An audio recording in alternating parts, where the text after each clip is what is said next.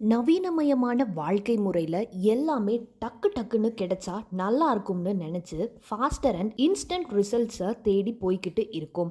நம்மக்கிட்ட பொறுமை கம்மியாக ஆகிருச்சா இல்லை நம்ம வாழ்க்கை போகிற வேகத்தில் நாமளும் வேகமாக நகரதுக்காக கட்டாயம் ஆகிருச்சான்னு தெரியல. பட் சீக்கிரமாக ஒரு சில விஷயம் கிடைச்சா நல்லா தானே இருக்கும். அப்படி ஒரே ஒரு நாளில் ரிசல்ட் தரக்கூடிய அற்புதமான மேனிஃபெஸ்டேஷன் பயிற்சியை தான் இந்த வீடியோவில் பார்க்க போகிறோம். இந்த மேனிஃபெஸ்டேஷனோட ப்ராசஸ் என்ன, அதை எப்படி பண்ண போகிறோன்னும் நான் இந்த ப்ராக்டிஸ் பண்ணி அப்படி என்ன விஷயம் மேனிஃபெஸ்ட் ஆச்சுன்னு சொல்ல போகிறேன். ரொம்ப நாளாக இது நடக்கணும்னு நினச்சிட்டே இருந்தேன். என் மனசை பொறுத்த வரைக்கும் ப்ராக்டிக்கலாக பாசிபிளான்னு யோசிச்சா வாய்ப்பே இல்லைன்னு தான் தோணும். ஆனால் பிரபஞ்சத்துக்கு எதுவுமே ஒரு பெரிய விஷயம் இல்லை, ரைட்டா? முழு மனசோட இந்த பயிற்சியை பண்ணி எனக்கு கிடைச்ச ரிசல்ட்டையும் சொல்கிறேன். வீடியோவை ஃபுல்லாக பாருங்கள். நீங்கள் மேஜிக் மைண்ட் ஃபேமிலியில் ஒருத்தராக ஆகணும்னா நம்ம சேனலுக்கு சப்ஸ்கிரைப் பண்ணுங்கள். கூடவே பெல் ஐக்கானும் ப்ரெஸ் பண்ணுங்கள். அப்போ தான் யூனிவர்ஸோட மெசேஜான ஒவ்வொரு வீடியோஸும் உங்களுக்கு நோட்டிஃபை ஆகும். வாங்க வீடியோக்குள்ள போகலாம். இந்த வீடியோவில் நான் ரொம்ப பவர்ஃபுல்லான டெக்னிக்கை சொல்லித்தர போகிறேன். இந்த டெக்னிக் உங்களோட மேனிஃபெஸ்டேஷன் பவரை என்ஹான்ஸ் பண்ணக்கூடியதாக இருக்க போகுது. ஸோ தட் நிறைய மேனிஃபெஸ்டேஷன் பண்ணி அச்சீவ் பண்ணலாம்னு ஒரு நம்பிக்கை உருவாக போகுது. இது ஒரு 24 hours மேனிஃபெஸ்டேஷன் டெக்னிக். இந்த டெக்னிக் மூலமாக நெக்ஸ்ட் 24 hours நீங்கள் நினச்சதை அடைய போகிறீங்க. நீங்கள் ரெடியாக இருக்கீங்களா? இந்த மேனிஃபெஸ்டேஷனோட ப்ராசஸை சொல்கிறதுக்கு முன்னாடி நான் என்ன மேனிஃபெஸ்ட் பண்ணினேன்னு சொல்கிறேன். நான் ஒரு பர்சன் கிட்ட இருந்து சாரி வரணும்னு எக்ஸ்பெக்ட் பண்ணினேன். ஒரு பெரிய ப்ராப்ளம் ஒன்று நடந்துச்சு. காரணமே இல்லாமல் நான் அதில் அஃபெக்ட் ஆனேன். அவங்க மேலே மன்னிக்கவே முடியாத அளவு கோவம் நியாயமாக யாராக இருந்தாலும் படுவாங்க. பட் நான் அவங்கக்கிட்ட எக்ஸ்பெக்ட் பண்ணினது ஒரு சாரி மட்டும்தான். இந்த சாரியை வச்சு நான் ஒன்றும் பண்ண போகிறது இல்லை.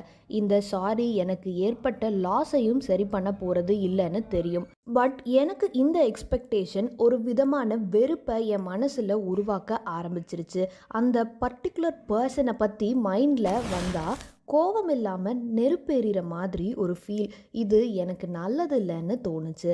நான் இதிலிருந்து வெளியில் வரணும்னு யோசித்தேன். இந்த ஒரு தப்பை சரி பண்ண முடியாதுன்னு தெரியும். பட் அவங்களோட ஒரு சாரி என் மனசை அமைதியாக்கும்னு மட்டும் தோணுச்சு. நம்ம மைண்ட் உடனே என்ன பண்ணும்? நடக்கிறத பேசு, சரியா? உன்கிட்ட சாரி கேட்கணும்னா உன்னை உண்மையிலே மதிச்சிருந்தா இப்படி ஒரு மிஸ்டேக்கே நடந்திருக்காது. தெரிஞ்சே தப்பு பண்ணுறவங்க கிட்ட போய் சாரி எக்ஸ்பெக்ட் பண்ணுற உனக்கு அறிவே இல்லை அப்படின்னு சொல்லுச்சு. ஆனால் நம்மெல்லாம் யார் கான்ஷியஸ் மைண்ட் பேச்சை எல்லாம் கேட்குற ஆளே இல்லை. நமக்கு பிரபஞ்சம் இருக்குது, லா ஆஃப் அட்ராக்ஷன் எல்லாம் தெரியும். நம்ம என்ன தப்பாவா யூஸ் பண்ண போகிறோம்? லா ஆஃப் அட்ராக்ஷன் எல்லாம் தெரிஞ்சு யூனிவர்ஸ் கிட்ட சொன்னால் நடக்கும்னு தெரிஞ்சு அந்த பர்சன் நல்லா இருக்கக்கூடாது, அப்படி ஆகிடணும் இப்படி ஆகிடணும்னு நினச்சாதான் தப்பு. நம்ம என்ன எண்ணங்கள் விதைக்கிறோமோ அதோட பலனை நம்மளும் அனுபவித்து தீரணும். நான் எக்ஸ்பெக்ட் பண்ணதெல்லாம் ஒரே ஒரு சாரி, அதுவும் மனசார கேட்கணும், அவ்வளோதான்.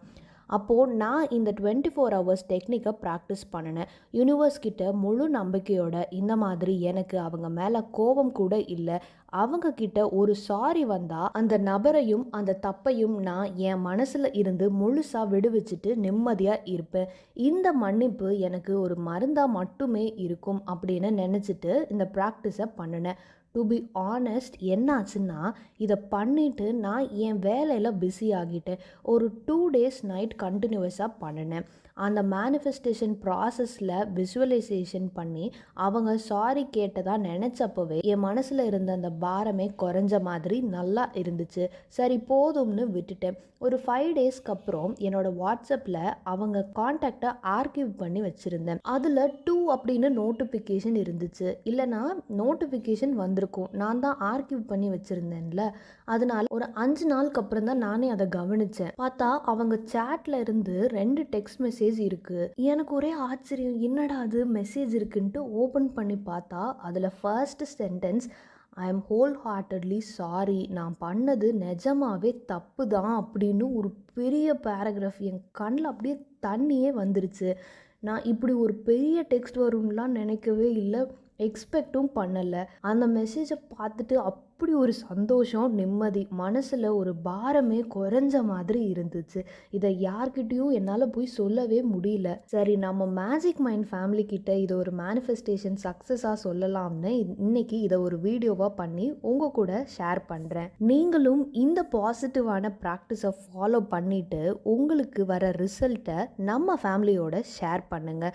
ஸோ தட் நம்ம ஒருத்தரோட சக்ஸஸ் மற்றவங்களுக்கு மேனிஃபெஸ்டேஷன் மேலேயும் யூனிவர்ஸ் மேலேயும் நம்பிக்கையை வேரூன்றும். சரி, இந்த ப்ராசஸ் எப்படி என்னன்னு தெரிஞ்சுக்க எக்ஸைட்டடாக இருக்கீங்களா? நீங்களும் 24 ஹவர்ஸில் உங்கள் டிசைரை மேனிஃபெஸ்ட் பண்ண ரெடியாக இருக்கீங்களா? அப்போ ஒரு லைக் போட்டுட்டு வீடியோவை கண்டினியூ பண்ணுங்கள்.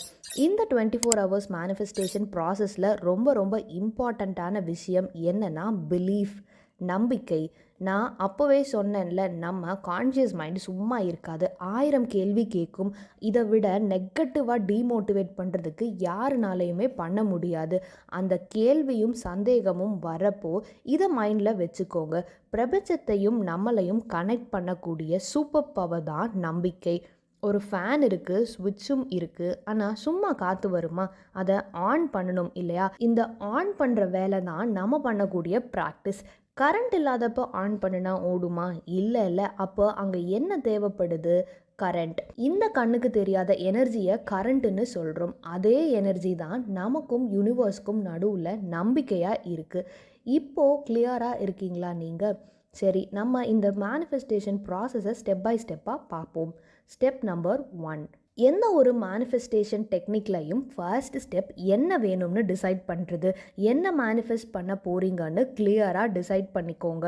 எப்பவும் சொல்கிற மாதிரி தான், ஆல்ரெடி லா ஆஃப் அட்ராக்ஷன் பற்றி தெரியும், நிறைய மேனிஃபெஸ்டேஷன் பண்ணியிருக்கேன்னு சொல்கிறவங்க எல்லாம் பெரிய கோல்ஸை ஈஸியாக ஃபிக்ஸ் பண்ணிக்கலாம். பட் புதுசாக பண்ணுறவங்களா இருந்தால், இதுதான் ஃபர்ஸ்ட் டைம் இப்போ நான் தெரிஞ்சுக்கிட்டு இருக்கேன்னு சொல்கிறவங்க சின்ன டிசைராக வச்சு ப்ராக்டிஸ் பண்ணுங்கள்.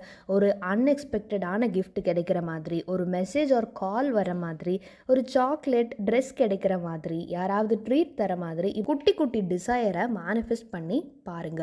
Step number 2. ஒரு குட்டி நோட் பேட், ஒரு பேப்பரை எடுத்துக்கோங்க. ரொம்ப சின்ன சைஸ் ஆஃப் பேப்பரே போதும். நான் சொல்கிற இந்த ப்ராசஸை இப்போவே என் கூட சேர்ந்து பண்ணுங்க. டிரைவிங் ஒரு மெஷினரி ஒர்க்கில் இருந்தால் வீடியோவை லிசன் பண்ணிவிட்டு ஃப்ரீயாக இருக்கும்போது இதை ட்ரை பண்ணி பாருங்கள். மற்றவங்க எல்லாரும் இப்போவே ஓடி போய் பென் அண்ட் பேப்பரை எடுத்துகிட்டு வந்து 24 ஹவர்ஸில் உங்கள் மேனிஃபெஸ்டேஷன் ப்ராசஸ் நடக்கிறத ஸ்டார்ட் பண்ணி வைங்க. இந்த பேப்பரில் தான் உங்கள் டிசைரை எழுத போகிறீங்க. Step number 3. உங்கள் டிசைரை பேப்பரில் எழுத போகிறீங்க.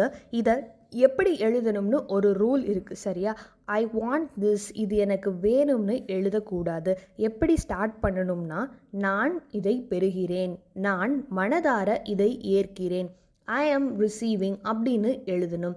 எனக்கு இது வேணும், இது கிடைக்கணும்னு எழுதுனா உங்கள் கான்ஷியஸ் மைண்ட் அதை அக்செப்ட் பண்ணிக்காது, நெகட்டிவாக யோசிக்க ஆரம்பிக்கும். எப்போ ஏற்கிறேன், பெறுகிறேன், ரிசீவிங்னு சொல்கிறீங்களோ அப்போ அந்த விஷயத்தை ஏற்றுக்கிறதுக்கு உங்கள் கான்ஷியஸ் மைண்ட் ரெடியாக இருக்கும். கேட்டை ஓப்பன் பண்ணும். யூனிவர்ஸ் இது யார் மூலமாவதோ இல்லை ஒரு சூழ்நிலையை க்ரியேட் பண்ணி அது மூலமாகவோ இதை உங்ககிட்ட கொண்டு வந்து சேர்க்கும்.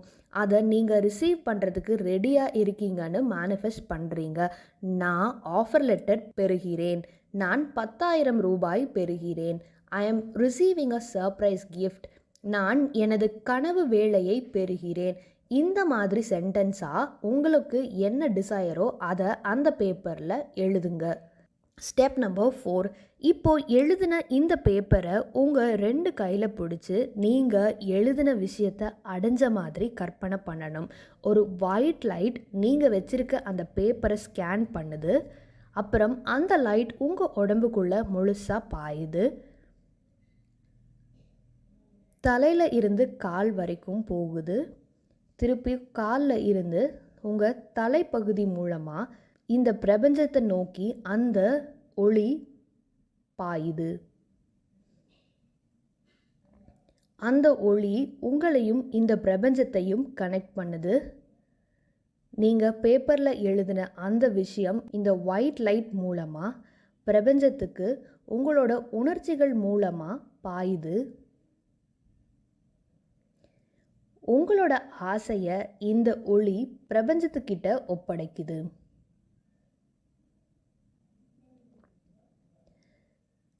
Step number 5. இப்போ பிரபஞ்சத்துக்கு நன்றி தெரிவிச்சுட்டு உங்கள் கண்களை ஓப்பன் பண்ணிக்கோங்க. இந்த பேப்பரை நைட்டு நீங்கள் படுக்கிற பெட்டுக்கு கீழே இல்லைனா பில்லோ கவர்க்குள்ளே வச்சுட்டு படுத்துக்கோங்க. நைட்டு தூங்க போகிறதுக்கு முன்னாடி கூட ஒரு டைம் இந்த ப்ராக்டிஸை ரிப்பீட் பண்ணலாம். அப்புறம் பெட்டு கீழே வச்சுட்டு படுங்க. இம்பார்ட்டண்ட்டான விஷயம், இதுதான் உங்கள் லாஸ்ட் ஆக்டிவிட்டியாக இருக்கணும். இதை பண்ணி முடிச்சுட்டு ஃபோன் பார்க்குறது, டிவி பார்க்குறது, பாட்டு கேட்குறது, பேசுகிறதுன்னு எந்த வேலையும் பண்ணக்கூடாது. நீங்கள் தூங்கும் போது தான் உங்கள் மேனிஃபெஸ்டேஷன் ப்ராசஸ் நடக்க ஆரம்பிக்கும். இந்த பயிற்சி பண்ணி ஒரு 24 ஹவர்ஸில் ரிசல்ட் கண்டிப்பாக வரும். நிச்சயம் நம்பிக்கையோடு பண்ணுங்கள். சப்போஸ் லேட் ஆகுதுன்னு பதட்டம் ஆகாதீங்க, நெகட்டிவாக யோசிக்க ஆரம்பிச்சிடாதீங்க. கண்டிப்பாக யூனிவர்ஸ் நடத்தி தரும். இதை மட்டும் மனசில் வச்சுக்கோங்க. இந்த பயிற்சி இதோட முடியுது. இதை ட்ரை பண்ணி பார்த்துட்டு உங்கள் சக்ஸஸ் ஸ்டோரியை கமெண்ட்டில் ஷேர் பண்ணுங்கள். இன்னொரு இன்ட்ரெஸ்டிங்கான மேனிஃபெஸ்டேஷன் டெக்னிக்கோட மீண்டும் உங்களை சந்திக்கிறேன். நன்றி.